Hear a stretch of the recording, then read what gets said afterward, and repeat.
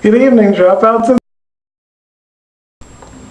Random fact of the day. The Greek national anthem has 158 verses. That's a lot. Alright. Let us begin. Yo, all you sucker MCs ain't got nothing on me. From my grades to my lines, you can touch Kevin G. I'm a mathlete, so nerd is inferred, so forget what you heard. I'm like James Bond the third, shaking, not to say I'm Kevin the poor. G is silent when I sneak in your door, making love to your woman on the bathroom floor, but she don't play it like Shaggy. She knows me, cause the next time you see her, she be like, oh, Kevin G.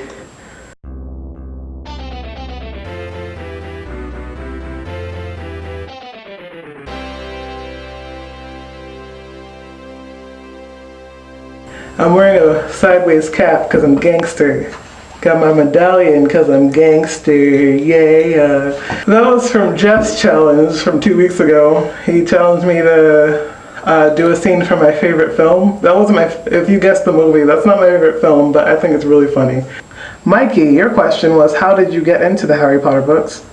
Mine's kind of long. Like after over a long span of time. Like I heard about it in 1998 when I was in 3rd grade. When my friends told me about it, they went through the whole synopsis. Like they told me everything that happened to this boy. And I was like, I don't care. Books, I don't read. So I was like, whatever.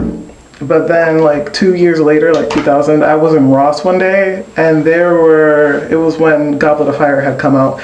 And there was seriously a whole column of Harry Potter books, Goblet of Fire, everywhere. And I was just like, what the heck? Like it actually made me mad. I was like, they're books, why are there so many of them? Get them out of here. But it was intriguing. So then like the next day at school, I asked somebody that I knew that read the Harry Potter books, and I asked them about all the books, and they just told me everything, and I was really interested. But me being me, when I was like 10 years old, I was like, screw it, I don't want to read a book. And then I heard the movie was coming out, and then I just started getting into like all the commercialism of Harry Potter rather than the books. Like I didn't read a single Harry Potter book until the day after I watched the movie, and I loved it. I absolutely fell in love with everything about Harry Potter before even reading one. And then I read book 2 first, because I went to my book fair, and my book fair didn't have number 1 because of some stupid reason. So I was like, screw it, I've already seen the movie, I'm gonna read number 2, I'm awesome. And I read number 2 and I didn't understand any of it, but it was still cool because I was reading Harry Potter and all was right with the world.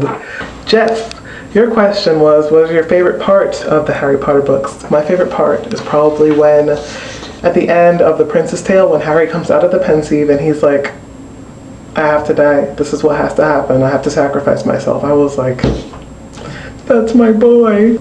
Actually, most of Deathly Hallows is my favorite. There are so many good parts in that book, but that's probably the top of the top.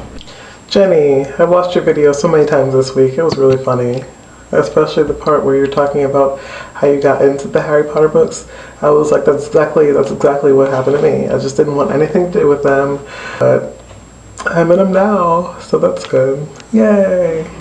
Miriam, my favorite Harry Potter books from greatest to least goes in this order: 7, 3, 6, 4, 5, 2, 1. Mallory, I totally answered your question wrong last week. You asked which dropout would you choose to collaborate with. I thought about it really hard and I can't choose.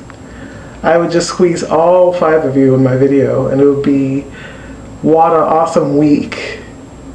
Bam. That's what I'd call it. And who got you into Wizard Rock was your other question. And podcasts, just podcasts in general.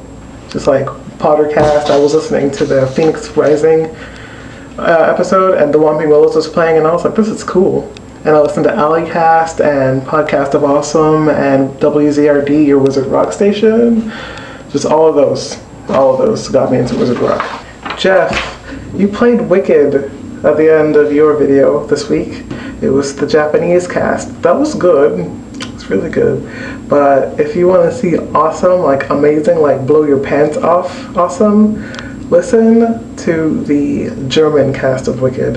Amazing. Mallory, you're doing a rock cover or some sort of cover on your guitar at the end of every month on your day. I think that's amazing. and I'm jealous. I might do that. You're actually inspiring me to do this now, because I have a guitar and I'm learning how to play guitar, so it'd be kind of cool. Remember when I said that I probably have good news and I wouldn't tell you until I was certain? And if I didn't tell you before the 6th of February, that didn't happen at all? Well, today is January 30th, and I'm telling you right now that I, Courtney, am going to New York City next week to see Daniel Radcliffe and Richard Griffiths in Equus. And I'm so excited. I can't even tell you. Story time. I go to Orlando Harry Potter Club twice a month, and a member of said club is a very big fan of Daniel Radcliffe.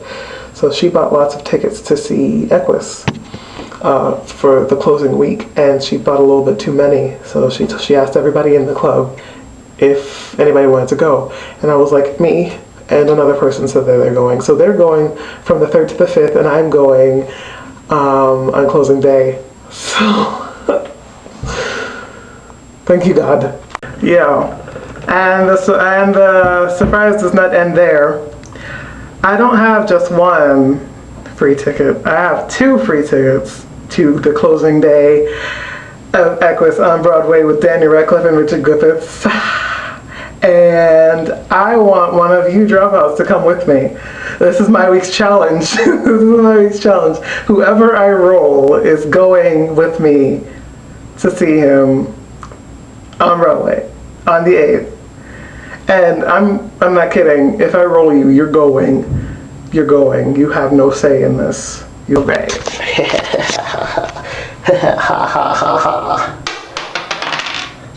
Okay, I rolled myself.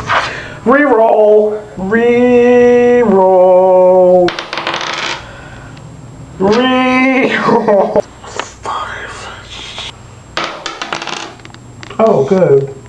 Okay. Who's 2?